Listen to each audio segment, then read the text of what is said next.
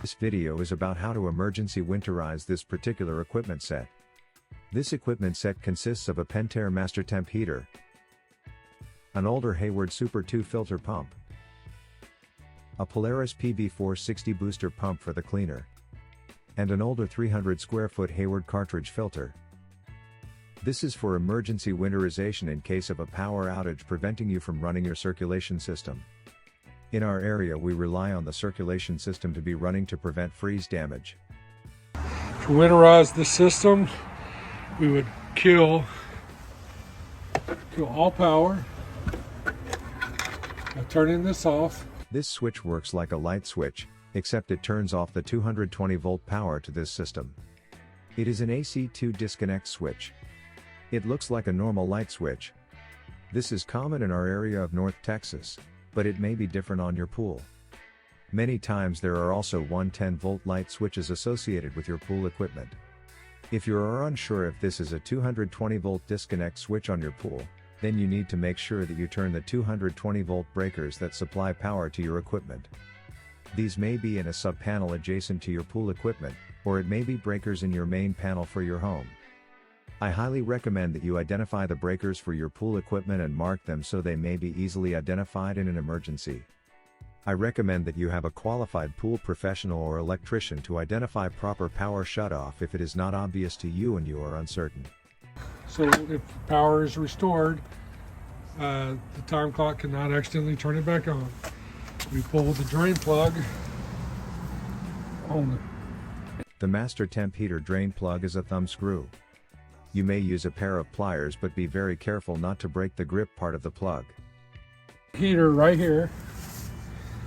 Pull this drain plug. The drain plug on the PB460 booster pump is a 3/8 inch hex head. Many times we find that a socket or box end wrench will not grip it, and a pair of pliers is needed. Right there. Now this is a SuperII. We don't see a lot of these around here anymore, but notice there's a slot right there. It's got one drain plug in the front center.